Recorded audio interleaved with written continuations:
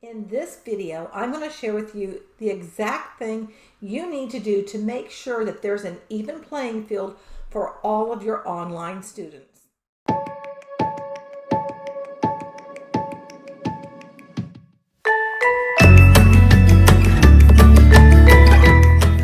Hi there and welcome. My name is Alonda Carter. I'm a professional instructional designer, have the fancy degree and everything, which means I am someone who has a background in designing and developing training. And so I'm coming to you today to talk to you about something that very few people who are entrepreneurs that are creating online courses that are doing, and you really should. I want you to think about a time when you were in a course or a class, maybe when you were growing up, and you felt like a fish out of water. You felt like you didn't fit in. Are you inadvertently making your online students feel that way and you just don't know it? So what can you do in order to overcome that? Well, I'm going to lay it all out for you.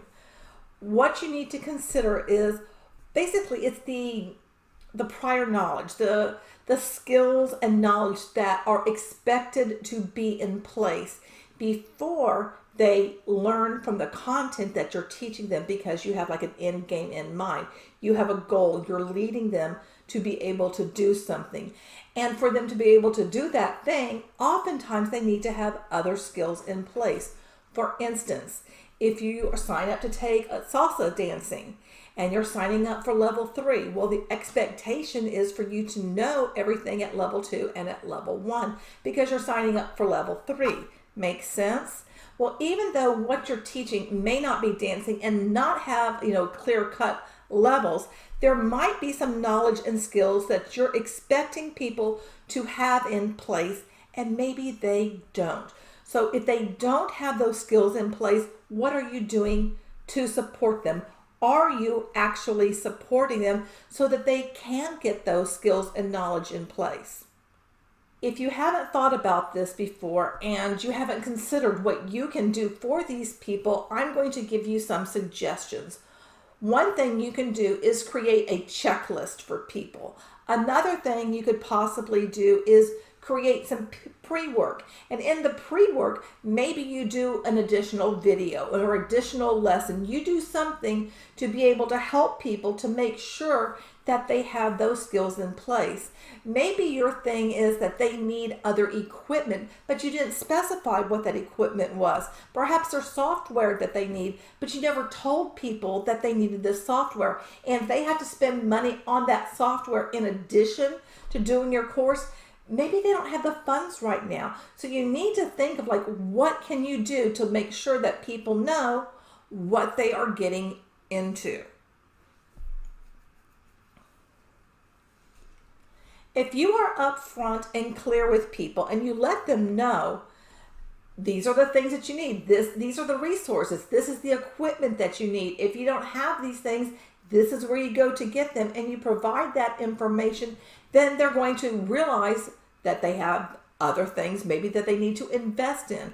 Or if they don't know how to do something, they need to learn that before they start diving into your content. If I can talk here. So if you aren't providing that for them, you need to just pull back for a moment and think, what is it like when somebody feels like they are not being supported and they don't have the knowledge and skills to be successful in your course? Now, I'm going to give you an example of a time when I was not successful. And I wasn't successful because I wasn't set up to be successful. And this goes all the way back to my days in high school.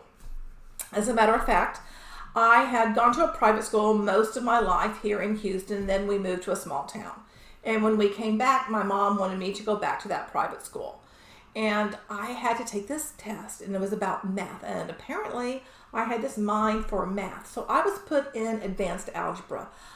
Everybody else that I had gone to school with, they had taken pre-algebra. I hadn't. I had never even looked at this stuff. I kind of got some tutoring over the summer, and that was kind of, shaky as it was, and I wasn't feeling real confident in it.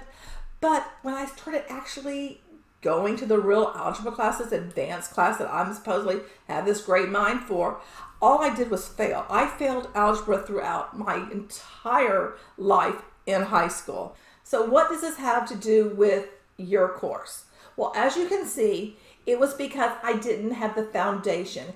And if you don't provide people with the foundation of what they need to be successful, how can they be? If they don't know the stuff, they're not going to be able to do the things that you want them to be able to do. And the effect will be that they might drop out. Maybe they'll ask for a refund. Maybe they won't ask for a refund. And maybe you think everything is just fine because nobody's complaining. And that leads to something else that you may not be doing, which it needs to be another video, and that has to do with evaluation. Because I really think that as instructional designers, we've done a really crappy job of being able to let people know the importance of evaluation. But the main thing I want you to know as an online course creator is to really think about the knowledge and skills that need to be in place first before anyone starts learning the actual content you want to teach them. Create something for them so that they can go and get those skills. Maybe it's, some URLs to go read some articles. I don't know what you're teaching, but I want you to consider this, because I can guarantee you that if you do not think about what needs to be in place and you start going, there's going to be someone that's going to feel like they're missing out. And your job as a teacher, as far as I'm concerned, is to make sure that everybody feels like they're included and that their needs are being met. I hope you found this useful. If you have ever experienced this kind of like not knowing what to do or feeling like a fish out of water when you've taken an online course or even a course in person, go ahead and drop below in the comments and let me know. Also, if there's some other topic you would like for me to cover, tell me that too. I'll be happy to dive into it. Thank you so much for being here. I greatly appreciate your time. Remember to hit the subscribe button and the notification bell so that you know each time I upload a new video.